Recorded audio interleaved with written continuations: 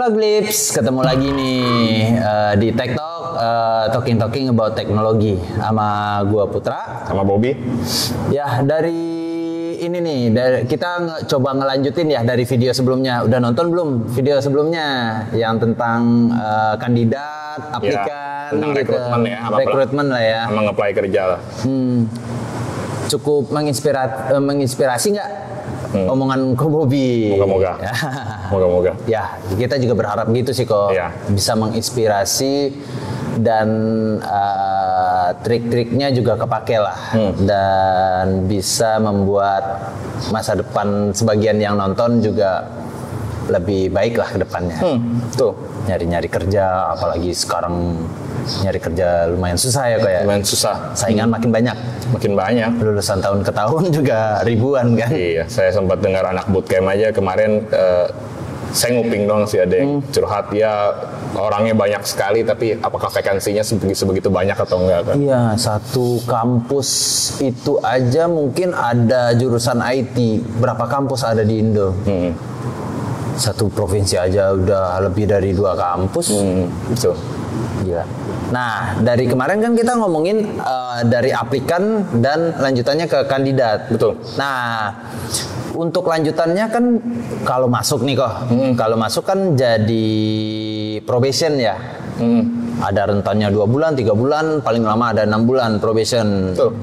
Nah, itu apalagi tuh masalah yang bakalan dihadapin tuh kok? Wah, justru kalau saya lihat mah paling tangguh dan paling banyak masalah justru ketika employee probation malah. Serius, karena kan lagi-lagi ya kayak perumpamaan tadi Cari Jodoh. Masalah itu paling gede kan pertengkaran dan putus kan. Kalau gagal PDKT sedihnya seberapa sih lu ya. Justru yang paling banyak masalah itu ketika mulai menyayangi ya. Iya. Ketika intinya masa percobaan ya kan, apakah bisa lanjut betah di sini atau enggak gitu. Justru paling banyak masalahnya. Tapi masalahnya ini nggak semata-mata disebabkan karena murni si pencari kerja. Enggak. Kadang-kadang sejujur dari perusahaan atau bahkan di perusahaan kan banyak bagian kan, bisa jadi masalahnya datang dari HR atau HR-nya mungkin oke-oke aja, datang dari senior atau intinya dari manajemen aja, bukan salah personal orangnya. Itu banyak banget kejadian masalah-masalah. Saya cerita nih masalah yang paling klasik nyambung kemarin. Adanya miskomunikasi antara departemen HR atau rekrutmennya dengan si seniornya, dengan bosnya juga. Seniornya berharap dia dibantu sama anak baru yang seperti ini. Bosnya nanggepinnya beda lagi. Perintah bosnya A ditanggepnya B sama si HR. Jadinya para senior ini yang mau kerjasama nih, tim baru teman kita, pas terima semuanya shock, mind blowing, plot twist. Beda dari awal janjinya atau awal dealingnya. Bukannya saya cari yang begini nih, kok kenyataannya begini sih? Nah kalau nah itu dia yang kalau tips ini sih sebenarnya jalan keluarnya amat sangat sederhana. Saya pakai ajarannya seorang pakar manajemen, dia udah lama sih, udah orangnya udah meninggal, tapi dia sempat legend banget karena orang ini merevolusi manajemen pabrik-pabrik otomotif di Jepang. Namanya William Edward Demings. Itu salah satu prinsip dia, nanti kalian bisa baca tuh buku manajemennya, tebal banget. Dia bilang breaking barrier between department. Jadi antar departemen harus ngomong, bukan kayak suku-suku yang berkelompok, yang ada politik. Karena saya juga pernah dengar cerita ada yang seperti itu gitu loh, kayak anak IT-nya nih yang sebenarnya menurut saya kurang ya, bilang, jangan bilang dia interview gitu segala macam, tapi ke anaknya bilang jangan bilang ke orang HR ya, saya udah interview duluan lah Pak. Itu kelihatan banget ada politiknya sih. Harusnya kan mereka kompak. HR nginterview seperti apa atau rekruter interview seperti apa, seniornya ikut bantu juga interview di mana. Kalau bisa itu kompak. Saling bridging lah ya. Saling bridging. Dan kadang-kadang kekacauan bridgingnya ini nggak sesuai skill anak atau kemauannya anak yang seperti apa yang mau gabung sama tim, tapi juga ada ketidaksesuaian dalam sisi waktu.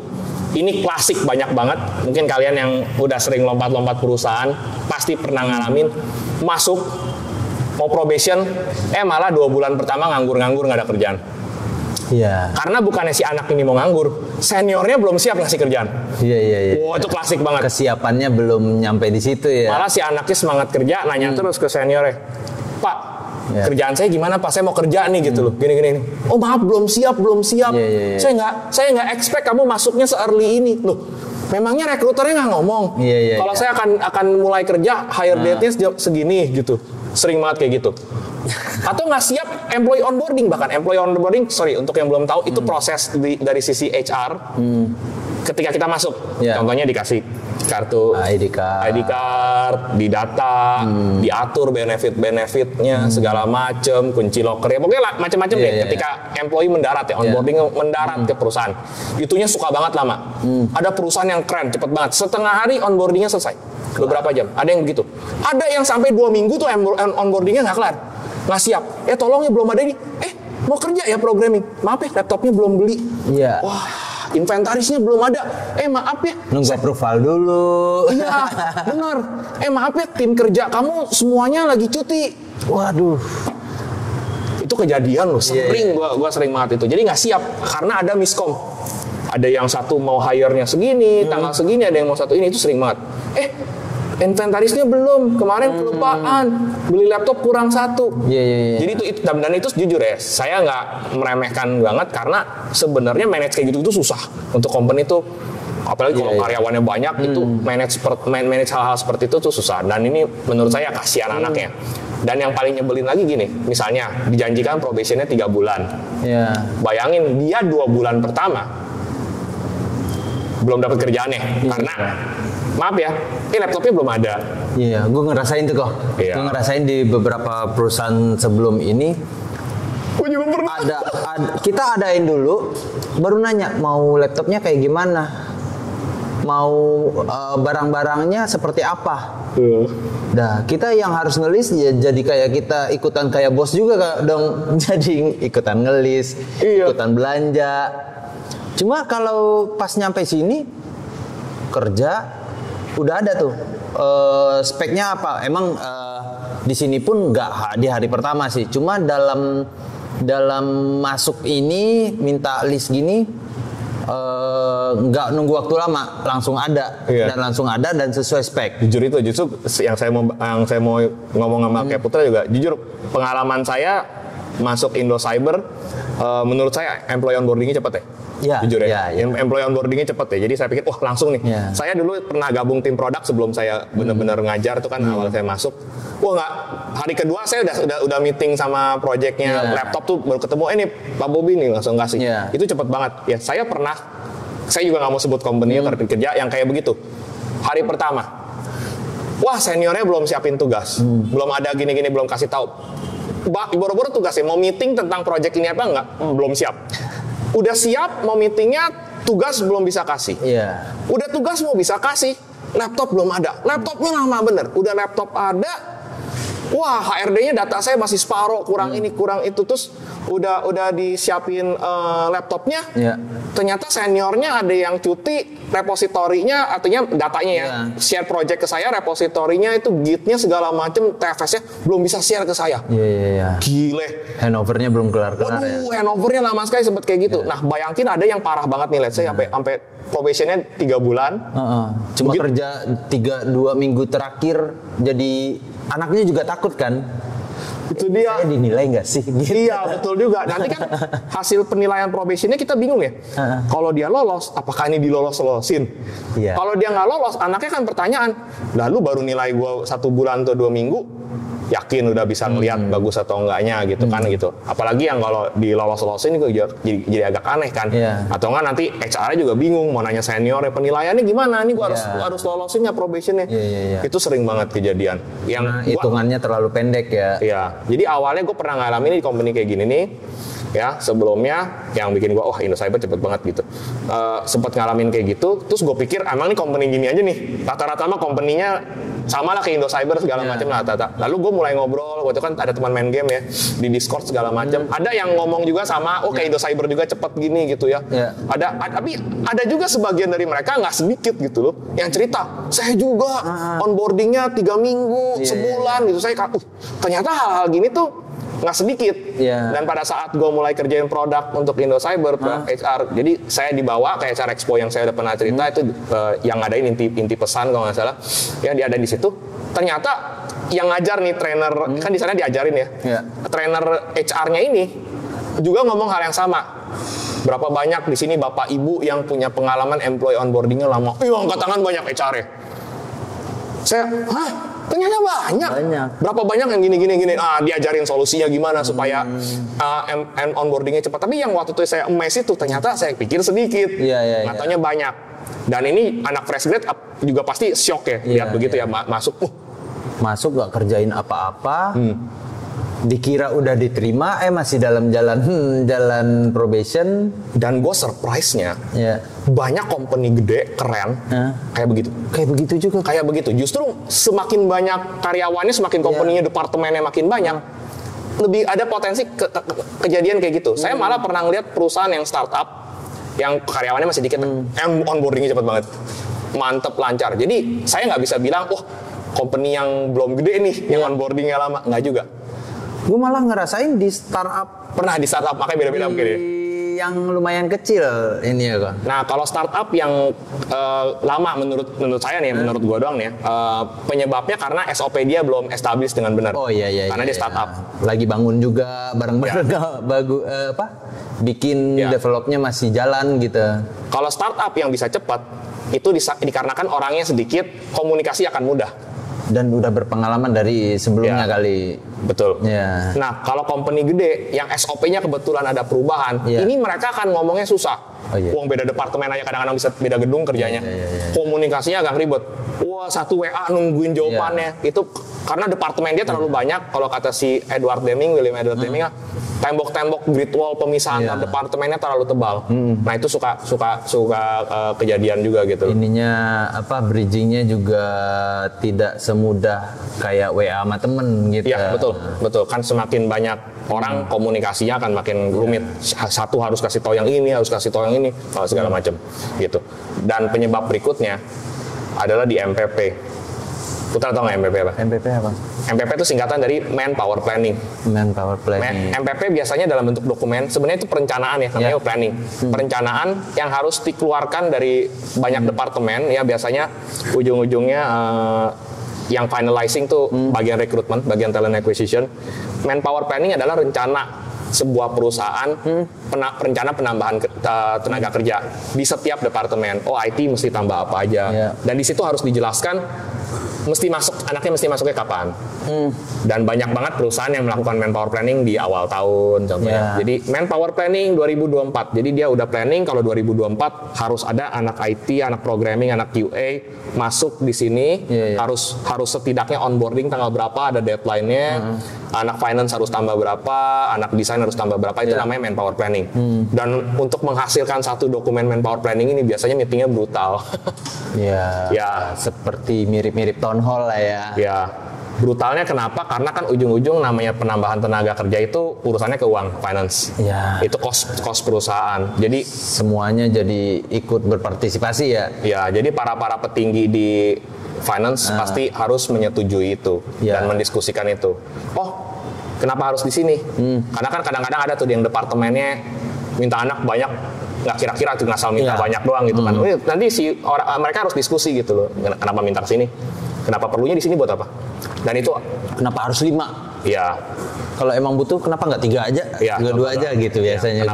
Kenapa harusnya banyak di project ini, nggak banyak di project ini gitu. Itu sering banget ada meeting seperti itu, dan jujur meetingnya agak alot agak begini. Kita juga ngalamin itu, klien banyak yang meeting manpower planningnya cukup lama, dan kita juga paham wajar ini. Sangat biasanya kan finance sudah siapkan budgetnya yang dia harus ini distribusi kemana, alokasiin. Mungkin kalau yang di sini nggak jadi, mungkin di sini bisa gini, bisa gitu loh ya. Jadi kenapa saya bawa ke manpower planning, karena banyak yang hasil meeting manpower planningnya nggak mantep atau tidak bisa disepakati oleh sebagian pihak, mengakibatkan miskom segala macam yang onboardingnya jadi nggak lancar, kebutuhannya kurang proper dia menulis. Gitu. Dan kadang ada juga, misalnya emang gue lihat ya divisinya belum siap, tapi emang butuh 5 orang, cuma karena divisinya belum proper untuk menyiapkan dokumen permintaannya itu jadi kayak terkesan ini nggak butuh-butuh banget jadinya. Iya betul, karena kan dia mesti collect dokumen dari divisi baru dia gabungin. Kadang-kadang ada satu yang lupa ngumpulin PR lah ke sana gitu. Ternyata sebenarnya dia butuh. Pas dia terakhir baru submit, wah ini ngacauin yang lain-lain lagi nih. Gitu. Kalau nggak diadain dia lumayan vital, tapi kalau mau diadain dokumennya belum kelar gitu. Betul. Dan biasanya juga ada apa ya? Faktor-faktor politik di situ. Contohnya faktor politik biasanya mulai dari kalau perusahaannya udah banyak investor, board member yang duduk sana, ada yang punya visi misi. Biasanya kan investor suka karena dia yang punya duit ya. Dia suka ambil campur tangan, kepo ngotak-ngatik perusahaannya, padahal CEO-nya mungkin punya direksi seperti ini. Dia pikir, oh saya mau nih invest begini. Tapi kalau kebetulan nih dia suka tim marketingnya atau suka tim IT-nya gitu. Kalau dua divisi ini harus di power up. Ketika dia jadi ada deal. Mungkin HR-nya sama CEO-nya udah pemikiran, oh harusnya di bagian operation yang gini. Tapi dia enggak. Yang sweet tuh IT sama marketingnya, dia pengen itu. Ya, di-boost lah gitu. Dari hasil ngomongan, CEO-nya juga karena jujur ya terintimidasi juga sama ini, akhirnya udah lakukan gini. Atau ya relasi, kadang-kadang anak IT-nya dekat sama bagian finance-nya, lebih lembek mintanya dari sana gitu. Kadang-kadang ada kayak begitu gitu. Gunanya RUPS biar hari-hari biasa dia nggak terenggangan. Iya. Apa tuh mau pemegang saham? Iya gitu. Ya SOP juga dari mereka. Iya harus. Itunya harus siapin. Semakin perusahaan besar, SOP harus lebih siap, lebih complicated. Lebih siap, lebih komplit, lebih detail, lebih overpower. Oke. Nah biasanya juga mungkin gue bawa sedikit ke tambahan lagi ya. Ini mendukung ke 3 pembahasan utama nih, ke kandidat, ke aplikan, kandidat sama employee. Set of skill yang biasanya seniornya minati itu seperti apa.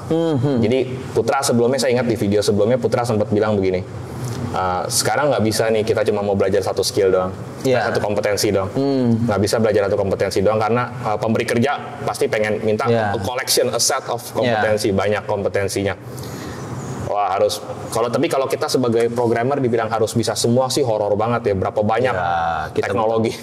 Bukan robot, bukan AI juga kan kita. Iya, AI aja mungkin masih general AI atau super AI gitu untuk bisa menguasai semua, kan kita juga makhluk masih manusia gitu kan, nggak mungkin semuanya harus bisa semua. Ya kadang-kadang ada yang pemberi kerja muluk gitu, permintaannya mau ini. Iya, kita lihat sendiri tuh, itu apa emang disusun user atau gimana? Requirement-nya kayak ini ada orang se-super power begini gitu. Pengalamannya 3 tahun tapi diminta skillnya banyak semuanya banget. Gitu. Grafik, ya kalau yang gue sering lihat ya grafik desainnya, tapi bisa ngedit video juga, bisa jadi kameramen juga. Wah semuanya ini gitu. Iya dan berapa? Dan banyak jokes ya kita lihat ya yang ada permintaan kayak gitu tuh sama anak-anak di screenshot, sebar-sebarin jadi meme. Jadi momok lah ya, jadi meme. Gitu sering banget. Nah mungkin gini, gue setuju kita ambil jalan tengahnya ya. Semua nggak mungkin, gue juga nggak bisa semua lah, jauh dari semua.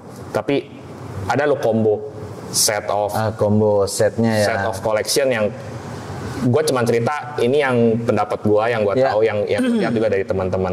Ya kalau untuk pekerja IT nih, untuk pekerja IT, tipe-tipenya gimana aja sih? Ya kombo-kombonya nih. Jadi ini yang pas lah ya. Jadi ini sebutannya namanya sebutan gue ya. Ya, yang pertama gue bilang tipikal anak IT yang namanya polyglot. Polyglot itu diambil dari kata multibahasa. Jadi sebenarnya ini bukan untuk programmer ya. Polyglot itu kalau lu lihat banyak orang yang bisa, bahasa Inggris bisa, bahasa Spanyol bisa, bahasa Mandarin bisa, itu orang dibilangnya polyglot, multibahasa. Jadi setnya polyglot ini sebenarnya polyglot tipikal anak IT polyglot ini dia menepati satu teknologi, menepati satu platform, tapi framework atau bahasanya banyak. Contoh doang. Nah, supaya lebih klop, saya ambil contoh teman-teman kita yang pernah hadir di Tech Convo ya. Ya. Boleh ya? Ada emang contoh di ada tamu-tamu Tech Convoy ya kayak? Ada sekalian nonton video mereka juga ya. Contohnya nih saya ambil si Rodi. Oke. Rodi itu jelas dia mobile developer. Iya. Dia kerjaan mobile, tapi jurus mobile-nya banyak. Dia bisa Kotlin Android, bisa Java Android, dia bisa si Swift ya, dia bisa hybrid juga. Dia kan cerita waktu itu ya, ada yang native, ada yang hybrid. Hybridnya dia bisa Dart Flutter juga, tapi semuanya mobile. Semuanya mobile. Frameworknya beda, language-nya dia bisa beda-beda. Jadi expert mobile lah ya. Expert mobile, tapi dia nggak masuk ke ranah back-end, tapi mobile-nya banyak. Mungkin proyeknya akan butuh satu dua teknologi mobile juga, tapi dia sangat fleksibel. Selama butuh mobile, apapun itu I can do it. Yang penting mobile. Iya. Ya tipikalnya kayak gitu. Ada yang anak-anak front end kita juga seperti itu. Tetap ranahnya front end, tapi dia front end vanilla JS native front end bisa, Angular JS bisa, React bisa, Vue bisa. Itu kan sebenarnya semuanya alternatif ya, beda merek. Bukan yang satu lebih canggih dari yang satu banget, cuma beda merek. Cuman dia tujuannya build seperti itu di CV dia supaya saya jadi front end serba bisa, saya jadi mobile serba dia bisa. Dia makin kokoh di front end-nya gitu. Jadi alternatifnya front end expert. Betul, terutama kalau kayak di perusahaan-perusahaan yang IT consultant begini, itu hebat banget orang kayak gitu karena kita project macam-macam. Selesai project sini ngerjain sana. Yang sini suka Angular, yang sini belum tentu, pengennya React gitu ya, dia kerjain React. Yang satu lagi butuh, saya butuh 2 mobile. Kebijakannya saya mau yang native misalnya. Saya butuh Kotlin, butuh Swift. Rodi bisa kerjakan. Yang satu lagi perusahaan bilang, saya mah nggak mau main begitu, saya mau hybrid aja. Mau apa? Mau React Native atau mau Flutter Dart, dia bisa sanggupi. Masih bisa disanggupi. Nah itu tipe pertama yang saya sebut polyglot. Tipe gitu. Kalian bisa juga terinspirasi kayak si Rodi atau teman-teman frontend kita gitu. Yang kedua tuh one man army ya, saya sebut ya, tentara segala bidang gitu ya. Kalau si Joshua Partogi itu kalau nggak salah sebut ini rockstar developer gitu. Rockstar ya. Iya keren banget. Kenapa dibilang one man army? Dia bukan berkonsentrasi ke kebalikan Rodi ya, dia bukan berkonsentrasi ke multi merek, tapi dia konsentrasi ke semua lapisan. Mungkin dia bisa front end-nya satu, tapi dia bisa back end juga. Dia bisa mobile juga. Dia bisa DevOps juga. Jadi kenapa dibilang one man army? In case, ini cerita jokes aja ya. Semuanya lagi cuti, dia sendiri, dia bisa kerjain apapun. Sangat masuk. Jadi dia mengutamakan kemandiriannya gue. Tapi dia nggak akan sanggup belajar terlalu banyak gitu. Udah gue mau web development, gue pakai Java. Mobile-nya juga gue Java Android, tapi bisa mobile. Tapi semua flow dalam satu turunan dia bisa semua. Bisa semua, betul. Front end-nya gue bisa, tapi gue pegang Angular doang gitu. Gue nggak pegang React. Jadi ada yang kayak gitu, one man army, ya gitu. Itu dia independen. Begitu dia cocok sama perusahaannya semuanya, dia tuh bisa mondar-mandir. Itu sama perusahaan pasti di retention gila-gilaan. Full stack nggak hitungannya kok? Lebih dari full stack. Kalau full stack itu cuma front end, back end. Ini mobile juga. Ini apa ya? Full stop. Full semuanya gitu ya. Makanya kita sebutnya itu kayak one man army. Ya biasanya sih suka ngeluh ya programmer kayak gitu karena capek. Pasti walaupun capek, si Rodi tuh capek banget, tapi pasti agak capek nih kalau yang one man army. One man army ini karena kan teknologinya bukan cuma beda merek ya, karena satu sama lain kayak ada integritinya agak beda gitu loh. Berarti kalau one man army itu punya keuntungan ketika ada yang salah di atas, ya dia yang ngetik semua. Bisa. Jadi dia bisa ngawasin bahkan. Iya, dia ngawasin semuanya berjalan. Iya. Biasanya kalau yang one man army ini udah disebut kasihan sih sebenarnya. Disebut senior leader, technical leader. Dia biasanya lebih ke arah kayak gue pernah bahas tuh di video di Tech Convoy juga, technical leader. Dia lebih ke arah bikin base arsitekturnya segala macam, dia startnya dulu untuk semua. Nanti dia timnya nerusin, sisanya dia kontrol sama bantu. Gitu loh, bukan total dia yang bikin bagannya, dia bikin strukturnya ya. Masalahnya gini, dia bisa nggak ngerjain semuanya sendiri, bisa, tapi kan butuh waktu lama banget dan dia pasti stres banget. Walaupun dia secara kapabilitas dia sanggup ya gitu. Nah itu di waktu makanya butuh tim. Sebagian SME kita ada yang gitu tuh keren banget ya, ada sebagian ada dan kalau kita lihat banyak pengajar di YouTube juga ada sebagian yang kayak one man army, cuman ini cukup rare commodity ya. Cukup rare commodity. Dan di hire pun bukan sebenarnya bukan ngerjain lagi ya kok ya. Iya. Cuma buat ngawasin dan bikin flow-nya dari awal. Dia hebat banget ya. Sampai kadang-kadang bukan teknis doang, sampai analis juga dia itu ada yang kayak gitu. Ada yang kayak gitu tuh itu. One Man Army sih keren sih, itu kayak bener-bener kayak apa ya? Kalau kayak di film-film tuh kan yang kayak jagoannya lawan batalion terus dia semuanya dilibat sama dia. Gue jadi kepikiran kayak film-film yang ini kali ya. Film-film yang kayak hacker, layar di mana-mana, tidur juga di depan. Karena harus mantau semua kan. Kalau hacker nanti ada tipikalnya. Iya. Biasanya One Man Army tentu saja disayang banget sama perusahaan, tapi percaya sama saya yang di sini, nggak ada yang kayak gitu, ada. Cuman tetap itu rare commodity banget ya. Itu harus dibentuk dia dengan semangat, rajin, pinter, kerja keras dan pengalaman bla bla bla bla. Ditempa lah ya. Tapi tetap kayak gue bilang, in terms of banyak alternatif merek dia nggak bisa menang lawan si Polygot. Karena Polygot kan alternatif mereknya banyak gitu. Dia horizontal, satu vertikal. Exactly, betul. Ya. Yang berikutnya ini gue bilang ekosistem stalwart. Jadi dia ahli ekosistem. Maksudnya apa? Ahli ekosistem ini misalnya dia sangat Microsoft. Microsoft itu produknya banyak. Iya. Ya, ada database-nya Microsoft SQL Server. Ada programming language-nya C#, C++, VB, F#. Ada framework-nya .NET Framework. Sekarang juga dulu dia punya mobile-nya Xamarin, sekarang dia punya Maui ya. Ya lucu tuh ya, Maui sebenarnya jadi kayak cerita New Zealand kan. Moana Maui. Ada Maui gitu. Terus dia punya reporting-nya juga SSRS, dia punya OLAP-nya juga, punya SSAS, punya SSIS untuk migration segala macam. Jadi full ya. Kita juga tahu ada Oracle juga gitu ya. Java udah punya dia, ada database-nya. Nah, jadi yang ekosistem stalwart ini dia lebih konsentrasi megang satu brand. Oh, jadi ekosistemnya yang dipelajari. Ekosistemnya yang dipegang.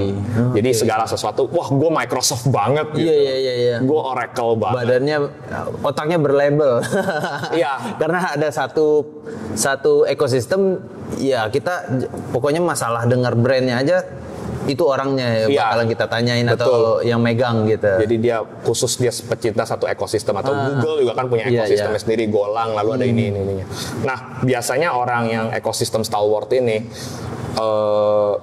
dibentuk lewat pengalaman. Dan kebetulan perusahaan awal-awalnya dia memang pecinta ekosistem itu. Deal-nya juga dia mungkin belanjanya untuk teknologi toolsnya lebih murah kan, sepaket semua. Saya udah ketagihan teknologi ini, compatibility-nya udah mantap banget di sini nih. Karena udah pasti kompatibel gitu. Semuanya satu, kayak Microsoft juga kan ada sekarang one time login, satu login ke semua gitu. Jadi dia pecinta begitu satu, dan kebetulan karyawannya ini berkembang lama, berkarir di situ. Andai kata dia pindah pun, wah yang ngincar Microsoft lagi, gitu. Nah, di sini juga ada ya di Indo Cyber ini contoh salah satunya ini banyak pekerja BI di sini. Saya lihat sangat ekosistem stalwart ya, mereka Microsoft bagus banget, reportingnya bisa, migrationnya bisa, tapi Microsoft banget gitu ya. Bu Fung Chin ya, kalau kalian mungkin dia bukan di Tech Convo ya, tapi suka ngeliat dulunya nih sebelum dia bos kita gitu. Sebelum dia jadi atasan kita, dulunya juga dia berangkat dari bawah gitu. Dulu dia sangat dia juga sangat amat Microsoft. Pokoknya kalau ada hubungan sama Microsoft, you can talk to her lah. Lu bisa ngomong sama dia gitu. Ya, Martin juga. Lu panggil Martin ya, gue panggil Martin ya, gitu. Martin juga sangat .NET ya, sangat Microsoft dia banyak tahu sekali, atau segala sesuatu yang kompatibel ke Microsoft dia lumayan gitu. Nah, itu contoh doang ya. Di sini ekosistem stalwart juga banyak ya. Itu bagus juga gitu ya. Sangat dicintai sama perusahaan, dan biasanya mereka akan sangat safe karena perusahaan-perusahaan yang bisa ciptakan ekosistem ini yang besar banget, dan kemungkinan collapse-nya tuh kayaknya agak enggak lah ya, kayak karena udah berani ambil satu brand doang gitu. Iya. udah mantep banget gitu. Nah, ada yang berikutnya lagi nih. Ini agak lucu ya. Namanya Jack of all trade. Jack of all trade. Mungkin ada yang bingung, Jack of all trade itu apa? Saya sedikit kaitin nama film ya. Pernah nonton ini nggak? Yang cerita superhero Disney Pixar, Incredibles ya. Yang pakai baju merah itu kan. Dia punya anak bayi kan, namanya Jack. Jack itu namanya terinspirasi dari Jack of all trade. Dia baby. Level dia tuh nggak wah ya kayak keluarga kayak bapaknya, kayak saudaranya ibunya gitu. Atau saudaranya. Dia belum bisa kontrol power dia kan superhero nih. Tapi kemampuannya banyak banget. Dia bisa ceplok-ceplok, tapi dia nggak kemana-mana mastering. Jadi Jack of all trade itu kalau kita lihat di Google itu suka dijulukin tokoh serba bisa, tokoh serba ada, tapi dia master of none. Dia nggak jago, dia nggak pengalamannya nggak expert banget. Dia nggak spesialis, dia lawannya spesialis, dia kayak dokter umum. Ya, Jack of all trade itu sebenarnya mencakup bisa ke 1, 2, 3 yang pertama, bisa kayak polyglot, dia bisa nyasar ke kayak nggak ada arah gitu. Dia bisa ke agak sedikit ke ekosistem dikit, tapi ngawur dikit, nggak bener-bener ekosistem juga. Gampang belajar lah ya. Iya, gampang belajar. Bisa juga agak one man army, cuman nggak bisa sejago 3 ini. Karena dia nggak pernah prioritasin waktunya buat yang mana. Pengalamannya nggak dikonsentrat ke sana. Caplok sini, nyoba sini. Caplok sini gitu. Itu ada yang kayak begitu. Jadi dia belajar apa yang dia senang aja sebenarnya sih. Kayak fanboy nggak? Nggak, kalau kebalikan. Justru Jack of all trades sangat tidak fanboy. Kalau dia fanboy, dia nggak mau nyobain merek lain. Dia lebih tipe FOMO aja. Mungkin FOMO kali ya. Ikut lagi tren nih, coba bisa. Coba explore aja iseng, tapi pakai di project lama atau enggak? Enggak. Gitu, lebih ke arah sana, tapi dia pakai sebatas cukup mengetahui dan pakai ya belajar juga, tapi ilmu ini juga kepake. Serius ini di dalam lowongan juga kepake gitu ya. Nah, ada 2 lagi nih, saya sebut satu lagi yang menuju ke special analyst. Special analyst ini orang yang dia kerja banyak di IT, tapi dia biasanya cenderung build pekerjaannya di satu business field. Maksudnya gimana? Dia malah bukan konsentrat di IT-nya, tapi di business field-nya. Dia pekerja IT, misalnya di banking, teknologinya nggak tahu, pokoknya bantu bankingnya. Dia sangat ditaksir bank-bank lain karena udah ngerti flow di banknya, udah ngerti core bankingnya seperti gimana, satellite application di dalam banknya gimana. Di hire sama bank lagi, sampai one day mungkin naik jadi IT manager di bank, sampai jadi CTO di bank. Jadi dia IT bank ya. Ngerti kan? Dia dia teknologinya bisa gimana pun nggak sampai sejago 3 itu, atau banyaknya juga nggak sampai Jack of all trade, tapi di bagian analitik di sistem bank ya. Analitik bisnis di bagian IT-nya, dia expertnya. Nah, yang kayak gini udah ketahuan nih. Jadi dia mau bekerja di corporate besar terus di bagian business field itu, biasanya nih SA jago nih. Di sana di bank-bank ya. Jago khusus untuk di situ, nggak harus bank ya, bisa apa aja, asuransi atau apa. Dan pindahnya juga sewarna dengan perusahaan sebelumnya lah ya. Betul. Biasanya orang-orang kayak begini bisa jadi sistem analis yang senior banget, manage project untuk khusus di bagian itu juga dia jago, ya. Tanya di bagian itu apapun bisa. Berarti dia yang turun ke vendor. Iya, kalau biasanya di end user, biasanya kan mereka lama-lama ke end user nih. Kalau ngomong sama vendor biasanya dia dan tim dia yang turun tangan gitu kan. Nah, justru teman-teman kita nih yang banyak melakukan professional service, banyak yang career path-nya ujung-ujung ke sana. Ke situ. Banyak yang ke sana karena dia udah pengalaman banget nih, gue udah tahu banget nih klien ini nih gitu. Kayak gue ngomong sama teknologi sama dia mungkin gue menang, tapi kalau udah ngomong teknologi bank, gue bengong. Gitu. Dan flow-nya. Flow bisnis lah ya. Bisnis flow-nya. Biasanya di sini lebih ke arah leader tapi di sisi analitik. Orang-orang kayak gini pintar banget loh, serius ya. Dia bisa udah PW di sana. Ada sih yang analitik sampai pegang 2, tapi kalau ngerti semua business field sih nggak mungkin. Gitu. Biasanya ya paling 1, 2 gitu. Jagoan di sana gitu. Nah, saya ngelihat atau sebenarnya juga kalau di dalam tim Agile ini juga disebut SME juga sih, subject matter expert, karena dia SME juga. Ya, expert dalam banking subject gitu, contohnya di dalam tim Agile. Nah, saya ngelihat di sini juga ada beberapa ya. Saya merasa si Vetra lumayan agak begitu tuh di bidang di bidang HRIS managing project kayak gitu, dia lumayan jago. Ya, bagus gitu kan. Dan ya ada beberapa juga gitu ya yang sebagian kayaknya belum Putra panggil ke Tech Convo juga mungkin Dari sini juga saya ngelihat ada yang, wah dia kental banget tuh. Project soal ini dia tahu banget ya. Pokoknya kalau ngomongin multi finance, tanya nih orang gitu loh. Dan pasti penunjukan untuk project multi finance dia lagi. Sering jadi langganan. Iya, karena orang udah nyaman ya. Jadi kayak kenapa anak IT insurance direbutin sama perusahaan insurance lagi kan? Dia udah tahu. Bahkan dia kasih banyak ide yang kayak gue bilang juga. Salah satu kenaikan gaji dari carried asset. Intel dia nih. Gue tinggal nanya gitu deh. Misalnya satu perusahaan asuransi A, dia bisa nanya, lu dulu kerja di B, C, dan D. Mereka pro sama konsnya bikin sistem-sistemnya apa? Wah, dia bisa presentasi seharian di situ. Ada yang berikutnya nih, setelah analis, tipe computer scientist. Computer scientist. Dia ketimbang pegang frameworknya, merek-merek language-nya segala macem.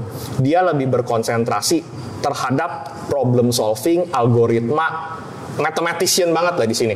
Biasanya data science. Nah, ini belum lama videonya baru keluar. Contohnya Michael. Oh iya. Ya, dia science ya. Dia timnya sangat saintis dan orang-orang ini pintar. Jadi orang yang kalau kita bilang di antara kita yang paling dekat dengan ilmuwan, yaitu timnya dia. Wah, Tekonfonya kemarin tuh. Tekonfonya kemarin itu dia. Kemarin berapa minggu yang lalu ya. Orang-orang yang bikin machine learning, dia ngerti algoritma, dia ngerti reinforcement learning, bikin genetic programming, artificial neural network mungkin, atau algoritma yang problem solving hitung gitu. Saya juga dulu punya senior yang .NET orangnya agak begitu. Ya, sangat pintar banget matematis. Kadang-kadang dia hitungnya bagus ya. Wah, bisa dan pintar cari problem solving. Kita mau begini buat orang-orang yang pegang banyak tools mungkin gila muluk nih mintanya nih. Nah, lu ada dewa ini, scientistnya nih yang dia bisa, gue tahu jalan keluar ya, dia ciptakan algoritma segala macam ya. YouTuber juga sebagian ada kayak gitu tuh. Ya, saya agak lupa namanya yang orangnya gondrong, orang Asia, saya lupa. Dia cerita banget. Nah, salah satu penyebab Google sukses juga kan algoritma search engine dia. Karena ada computer scientistnya yang kayak begini. Gitu. Jadi biasanya orang build-nya kayak gitu. Nah, si computer scientist sendiri nggak mau pusing tuh dengan dinamika programming language yang begitu banyak, framework yang begitu banyak. Karena kan semua programming language bagus. Gue butuh satu, tapi gue akan tebelin nih algoritmanya. Semua rahasia keluar dari otak gue dan algoritmanya tuh mahal banget pasti. Itu rahasia perusahaan. Dia mengetahui dan membikin algoritmanya sendiri ya. Betul. Dan gue pernah baca juga bukunya Peter Thiel. Peter Thiel ini yang ciptain PayPal. Ya, dia ciptain, tapi dia cerita di buku itu dia ceritain banyak, nggak cuma PayPal. Buku itu namanya Zero to One. Dia cerita soal dia menceritakan soal perusahaan-perusahaan yang besar dulunya kecil kayak Google segala macam itu semuanya mengubah dunia. Sama satu lagi buku startup, saya agak lupa ya penulisnya orang Indonesia. Pokoknya saya baca 2 buku itu diceritakan gitu. Kayak Google aja awal-awal nih perusahaan yang mempatenkan bukan desain, mengcopyright itu copyright, mempatenkan bukan desain bukan apa tapi algoritmanya yang dipatenkan. Jadi perusahaan lain nggak boleh nih. Kita penemunya, kita saintisnya, lu nggak. Jadi racikan yang dipatenkan bukan lambang perusahaannya, bukan bentuk aplikasinya, bukan desainnya itu yang dipatenkan gitu saking berharganya algoritma itu. Karena dia berjalan dengan itu dan punya usaha dengan itu ya. Yes, ya. Jadi untuk orang-orang yang memang IQ-nya mantep tuh ya kayak kerja di data science. Ya, data science atau algoritma nggak harus bagian data juga tapi di bagian statistiknya segala macam dia punya rumusan-rumusan yang bisa dia ciptakan di situ. Dia research sih gitu.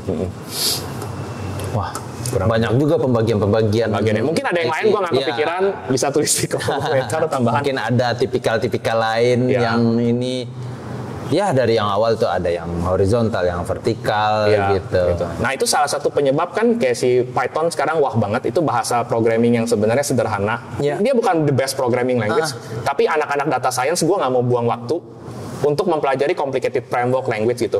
Gua akan pilih yang sederhana dan bagus, itu Python. Makanya Python tuh kebawa di situ. Tapi sebenarnya the real hebatnya itu bukan di Python-nya. Python hebat, gua nggak bilang jelek, tapi the realnya itu di scientist-nya. Di si pemakainya itu gitu. Gitu. Dan bikin dinamika algoritmanya mereka yang kerennya mereka yang gitu, yang mantep di sana gitu. Anjir, banyak juga ya. Emang pembagian IT itu tipikal yang saya lihat orang-orang rata-rata yang mid sama yang senior build CV-nya ke arah sana. Makanya ketika dia udah beranjak dari fresh grade dan menemukan jalannya, itu adalah ending pertengahan ke endingnya dia bakalan jadi seperti itu ya. IT itu ya. Ada yang masih sampai tua nyaplok sana sini, nyobain, ada yang benar-benar udah menemukan jalannya di awal. Jalan ninjanya ya. Dan itu nantinya kan ujung-ujung jadi career path. Iya, career path-nya. Dan saya juga minta tolong untuk dari company, atasan ataupun HR bisa melihat passion orang nih yang build-nya kemana nih, sehingga kita bisa memuaskan karir path dia lebih ke arah yang mana dari 6 tadi gitu loh. Melihat seorang employee itu bukan hanya kehadirannya doang ya. Iya. Kan kita juga harus pikirkan cita-cita dia, purpose-nya gitu. Ya, kita kan saling bantu. Betul. Partner kan namanya. Iya. Nah, itu. Itu guys lumayan lumayan ini ya. Ya, buat yang baru memulai karir ya bisa menentukan seperti apa atau menjalani dulu baru nanti ketemu passion ya. Bisa dibilang. Wah, kalau passion nanti ada pembahasan tuh video lain tuh. Ya. Ini ya ada sih mungkin passionnya. Iya, passion atau passionate. Ya, dia memang passion itu bisa dirasa, bisa enggak. Tapi kalau mengerjakannya secara passionate, kata orang itu lebih baik katanya. Nah, untuk yang fresh grade juga ya belajar semua juga nggak ada salahnya juga. Ya, yang bagus buat beginner dulu. Nanti dia bisa kemana? Mungkin kalau dia bingung, takdir juga mengarahkan. Iya. Tapi paling enggak dengan mengetahui ini dan dengar Ko Bobby menjelaskan bisa mengarahkan belajarnya mau kemana gitu. Daripada otodidak yang tidak terarah, kan udah belajar dari kampus malah jadi otodidak tidak terarah, jadi nggak baik juga kan kok. Gitu sih. Oke. Cukup ya buat penjelasan hari ini. Ya, kalau memang ada yang mau dibahas juga, silakan komen aja guys di komen dan jangan lupa subscribe, nonton video yang lain dan juga Ko Bobby juga ada teaser tuh buat video-video sebelumnya kayak nama-nama beberapa orang tadi. Silakan video mereka. Silakan ditonton juga dan jangan lupa follow juga kita di Instagram, ada indocyber.id dan di LinkedIn kita ada PT Indocyber Global Technology. Oke, thank you sudah menyaksikan video ini dan jangan lupa saksikan video-video lainnya dan tunggu juga kehadiran kita berkala karena kita uploadnya berkala. Betul. Oke, thank you guys. See ya.